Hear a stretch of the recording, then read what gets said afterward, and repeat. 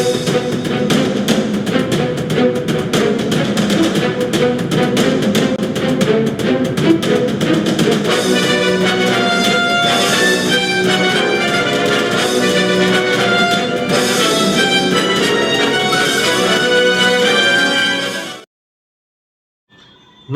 OROP यानी one rank one pension का नाम शायद ही ऐसा कोई भारतीय हो जिसने अभी तक नहीं सुना। हालांकि 1973 से 2000 तक कुछ लोग ही इसे जानते थे, लेकिन 2000 के बाद जब इसका जिक्र होने लगा तो बहुत सारे लोग जान गए, और इसके बाद तो यह चुनावी मुद्दा भी बना। और जब चुनावी मुद्दा बन गया तो सोशल मीडिया पर यह बात आनी ही थी, और सोशल मीडिया पर बात आई तो लोग इसको रुचि से सुनने लगे कि यह क्या होती है। 2014 के बाद जब से OROP मिली है, हर 5 साल बाद OROP का रिवीजन होता है। अन्यथा इससे पहले 41 साल से OROP का झुंझुना बजाया तो जाता था, लेकिन हकीकत कभी नहीं बन सका। 2014 के बाद जब OROP का सपना साकार हुआ तो वहां पर एवरेज ने मार दिया। एवरेज ने कैसे मारा, आगे वीडियो में बताऊंगा। हाँ, आगे से याद आया कि आप सभी वीडियो को लाइक कर दीजिए, मित्रगणों में शेयर कर दीजिए और चैनल को सब्सक्राइब कर दीजिए यदि अभी तक नहीं किया है तो। आप देख रहे हैं अपनी बात अनिल के साथ। 5 सालों में एक बार टेबल आनी चाहिए, किसकी? वन रैंक वन पेंशन की, और उसके कुछ दिनों बाद अकाउंट में पैसे आ जाने चाहिए। तो क्या ऐसा होता है? नहीं। कोर्ट केस का बहाना लेकर सरकार 2019 का एरियर 2023 में देती है, और इसके पीछे तर्क दिया जाता है कि कुछ विसंगतियों का कोर्ट में होना, जिसे कोर्ट में चुनौती दी गई थी। तो 1 जुलाई 2024 से मिलने वाली रिवाइज्ड OROP 3 का कोई अता पता है भी या नहीं? हमारे जैसे यूट्यूबर अपने व्यूज के लिए रोज वन रैंक वन पेंशन के नाम से एक वीडियो डाल देते हैं। अंदर चाहे कुछ भी हो, लेकिन थंबनेल में वन रैंक वन पेंशन का जिक्र अवश्य होता है। सब कुछ बड़ा बड़ा लिखेंगे और बाद में धीरे से बोलेंगे, देखिए सरकार क्या देती है। तो थोड़ा तसल्ली कर लेते, फिर बोलते। लेकिन हमारा तो काम है बोलना और मन का गुबार यूट्यूब पर आकर के सोशल मीडिया में उड़ेल देना। मेरा कहना है कि भैया, जब जानकारी नहीं है आपके पास तो रोज रोज OROP 3 पर वीडियो क्यों बनाते हो? कभी हेडिंग आती है OROP 3 का आदेश जारी हुआ, टेबल रिलीज हुई, तो कुछ शायद खाते में क्रेडिट होने का थंबनेल लगाते हैं। ऐसा क्यों करते हैं? या तो आपके पास सटीक जानकारी हो तो वीडियो बनाइए, जानकारी शेयर करें, अन्यथा चुपचाप पड़े रहने में ही भलाई है। लेकिन उनसे चुप भी नहीं रहा जाता। जब टेबल आ जाएगी तो कर देना धमाकेदार विश्लेषण। सरकार की बुराई करनी हो या वाहवाही, जो करना होगा कर दीजिएगा। लेकिन अभी वीडियो बनाकर दर्शकों का कीमती समय और अपना क्यों जाया करते हैं? अपना हो सकता है व्यूज में कुछ पैसे आ जाते होंगे, लेकिन लोगों का जो कीमती समय बर्बाद होता है उसके जिम्मेदार कौन है? तो आज मैं OROP पर वीडियो लेकर आया हूं, तो आप सवाल पूछेंगे कि आपके पास कोई खास जानकारी है क्या? तो मेरा जवाब है जी नहीं। मैं तो यह वीडियो इसलिए बना रहा हूं कि हमारे सैनिक भाई इन लोगों की टेबल से गुमराह न हो और फर्जी थंबनेल के चक्कर में इनकी वीडियो देखने में अपना समय बर्बाद न करें। और हाँ, यदि OROP में इतना इंटरेस्टेड हैं तो एक रफली कैलकुलेशन भी कर सकते हैं मेरे इस वीडियो से। आप किसी भी भ्रामक थंबनेल के साथ उससे गुमराह न हो और हमारी इस वीडियो से अपनी पेंशन का रफ कैलकुलेशन कर लें। ध्यान रहे, मैंने रफ कैलकुलेशन कहा है। जो गणना मैं दिखाने जा रहा हूँ वह तार्किक या तकनीकी तौर पर सही हो सकती है और होनी भी चाहिए, जो कि सभी सैनिक भाइयों का हक है। लेकिन कब मिलता है हक, यह तो सरकार ही बताई। वैसे वन रैंक वन पेंशन में कुछ भी समय से नहीं मिला, सब कुछ मिलता है आधा अधूरा और समय निकल जाने के बाद। तो आरोपी 3 समय से कैसे मिल सकती है?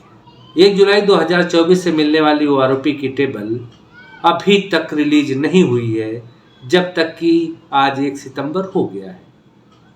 महंगाई भत्ते के गणना के लिए AICPIN के आंकड़े नियमित रूप से हर महीने के आखिरी वर्किंग डे को आ जाने चाहिए और आ जाते भी थे, लेकिन मार्च 2024 से आंकड़े कभी 3 महीने के इकट्ठे आने लगे हैं तो कभी 6-7 दिन की देरी से। तो इसमें कैसे हम भरोसा कर लें कि वन रैंक वन पेंशन का तीसरा रिवीजन समय से हो जाएगा? और यह आशा ही नहीं, अब तो विश्वास होने लगा है सरकार के प्रति कि यह कुछ भी समय से नहीं देगी। चलिए फिलहाल एक रफ कैलकुलेशन करते हैं और वो आरोपी 2 के टेबल नंबर 7 से जानने की कोशिश करते हैं कि वन रैंक वन पेंशन के रिवीजन 3 में हमारी पेंशन कितने होने वाली है। तो एक नज़र डालते हैं। इसमें 20 साल की पेंशन देखेंगे। अब आप देख रहे हैं जो टेबल, यह वन रैंक वन पेंशन की टेबल नंबर 7 है, जो वाई ग्रुप के लिए एप्लीकेबल है। इसमें सिपाही की 20 साल की पेंशन देखेंगे तो 19,013 रुपये दिखाया गया है। अब वो आरोपी 3 जो 5 साल बाद मिलती है, तो इसमें 5 इंक्रीमेंट लगा दीजिए 3% की, तो गणना साफ हो जाती है। अब एग्जाम्पल देखिए, 19,013 है, इसमें 3% इंक्रीमेंट जोड़ दिया, फिर 3% उस पर जोड़ दिया, इस पर 3% अगर जोड़ते चले गए तो यह पेंशन बनती है 22,041 रुपये। यह आरोपी 3 की पेंशन बननी चाहिए एक सिपाही की जिसने 20 साल सर्विस की हो। नायक की पेंशन जो 22 साल सर्विस के बाद होती है, अगर देखेंगे तो सेकेंड आरोपी में 21,244 रुपये फिक्स की गई थी। अब उससे 3% का इंक्रीमेंट लगाएं तो 24,627 रुपये होनी चाहिए। और अगर नायक 24 साल सर्विस करते हैं तो 21,688 पेंशन बनती है। 3% के 5 सालों के इंक्रीमेंट लगाए तो 25,142 रुपये बनते हैं। हवलदार जो 24 साल से 26 साल सर्विस करते हैं, इनकी पेंशन सेकेंड आरोपी में फिक्स की गई थी 22,257। तो अगर 5 सालों तक 3% का इंक्रीमेंट लगाएं तो इनकी पेंशन हो जाती है थर्ड आरोपी के लिए 25,801 रुपये। नायब सूबेदार 26 साल करते हैं, जिनकी पेंशन 24,825 फिक्स की गई थी। 3% के इंक्रीमेंट लगाए तो 28,778 बनती है। नायब सूबेदार 28 साल के बाद, हाँ अगर एक्सटेंशन है तो इनकी 26,075 बनती है। 5 सालों का 3% का इंक्रीमेंट लगाए तो इनकी पेंशन हो जाती है 30,228। इसी तरह से सूबेदार जो 28-29 साल सर्विस करते हैं, उनका 29,700 फिक्स किया गया था और 3% अगर लगाए तो 34,430 रुपये बनती है। सूबेदार 30 साल के बाद यानी 30 साल से अधिक जो करते हैं, उनका इंक्रीमेंट लगाए तो 31,000 पर फिक्स किया गया था सेकेंड आरोपी में। थर्ड आरोपी में 35,937 रुपये बनता है। सूबेदार मेजर 30 साल तक 36,662 रुपये बनते हैं। तो उसी तरह से 32 साल या उससे ऊपर के जो सूबेदार मेजर साहब सर्विस करते हैं, उनको 38,719 रुपये मिलेंगे थर्ड आरोपी में। अब आपने अपनी रफ कैलकुलेशन कर ली होगी, लेकिन आपकी कैलकुलेशन से वो आरओपी रिवाइज नहीं होती है। मैं ऐसा इसलिए कह रहा हूँ कि आरओपी 2 में देख चुका हूँ और अब आप भी देख लीजिए। फिर से एक बार टेबल ला रहा हूँ आपके सामने। 20 साल से ऊपर सिपाही कितनी भी सर्विस करे, उसकी पेंशन 19,769 पर ही फिक्स की गई थी सेकेंड आरओपी में। इसी तरह से नायक 20.5 साल से लेकर 22.5 साल तक जितनी भी सर्विस है, इसकी 21,244 फिक्स की गई, और 22.5 साल से ऊपर उसकी 21,688 फिक्स की गई थी। हवलदार 22.5 साल से कितनी भी ऊपर सर्विस कर ले, उसकी पेंशन 22,257 पर फिक्स कर दिया गया, यानी 2 साल का इंक्रीमेंट उसका चला गया। न्यायाधीश 20 साल से 26.5 साल तक की सर्विस करने वाले की पेंशन 24,825 पर फिक्स की गई थी, और सूबेदार की 21.5 साल से 27.5 साल तक की सर्विस करने वाले को 28,050 पर फिक्स किया गया, और इसी तरह 24 से 27.5 तक के सूबेदार मेजर को 30,700 पर फिक्स किया गया। अर्थात आरओपी 2 में 2 साल से लेकर 6.5 साल तक की सर्विस लेंथ को एक ही ब्रैकेट में रख दिया गया है अलग अलग रैंक के लिए।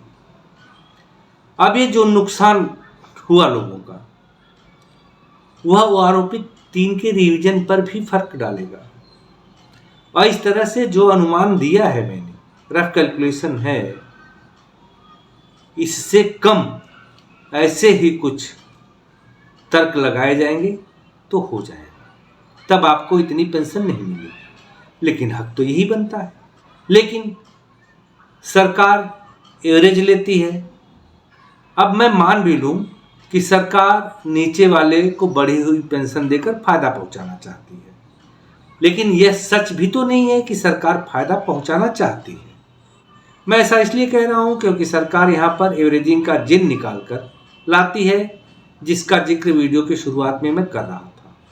एवरेजिंग का जिन हमारी बढ़ी हुई पेंशन को घटाने के लिए आकर उस पर बैठ जाता है, अन्यथा अधिक पेंशन पाने वाले के बराबर पेंशन दे देती है। चलिए, एवरेजिंग करना सरकार की मजबूरी है, क्योंकि कहीं घाटा तो कहीं फायदा, सब बराबर हो जाएगा। लेकिन एवरेजिंग में सबसे बड़ा नुकसान अधिक सर्विस वालों का तब होता है जब कोई डायरेक्ट एंट्री या गेम से प्रमोट होकर रैंक हासिल कर लेता है और जल्द ही रिटायरमेंट ले लेता है, या यूं कहिए कि जैसे कोई इंटरनेशनल स्पोर्ट खेलकर जल्दी प्रमोट हो जाता है। अब मान लें कि कोई 16 साल में सूबेदार मेजर बन जाता है, तो सूबेदार मेजर 4 साल की सेवा के बाद रिटायर हो जाता है। तो ऐसे में उन साहबान का सैलरी उस रैंक के मिनिमम से शुरू होता है और 4 इंक्रीमेंट के बाद घर चले जाते हैं 20 साल की सर्विस करने के बाद। तो ऐसे में उनकी पेंशन को यदि रेफरेंस लिया जाता है तो 1 रैंक ऑन पेंशन के रिवीजन के समय एवरेजिंग करने पर बाकी पेंशनर्स को भारी नुकसान होता है। अब इसमें मेरे कहने का अर्थ बिल्कुल ऐसा नहीं है कि प्रमोशन नहीं देना चाहिए, प्रमोशन देना चाहिए, पेंशन भी बढ़नी चाहिए, और उस एक आदमी की पेंशन बढ़ा दीजिए। लेकिन उनकी पेंशन न बढ़ाया जाना और अन्य कई समकक्षों की पेंशन को एवरेजिंग के बहाने कम करके मनोबल तोड़ना, यह कहीं का न्याय नहीं है, और यही विसंगतियां कोर्ट में उठाई जाती हैं। अब मैं बता दूं कि आरओपी 3 रिवीजन के बाद लगभग यह जो पेंशन है यह होनी चाहिए, लेकिन इसमें कोई अंतर आता है तो उसे एनामली या विसंगति के रूप में ले सकते हैं। और आप सभी जानते हैं कि विसंगतियां हमारे साथ 1973 से लगी हैं, तो आज हमारा पीछा क्यों छोड़ देंगे। आप सभी से अनुरोध है कि किसी भी टेबल को न देखें जबकि अधिकृत टेबल न जारी हो जाए। जो मिलना है मिलेगा, और 41 साल तक नहीं मिला तो हमारा क्या बिगड़ गया।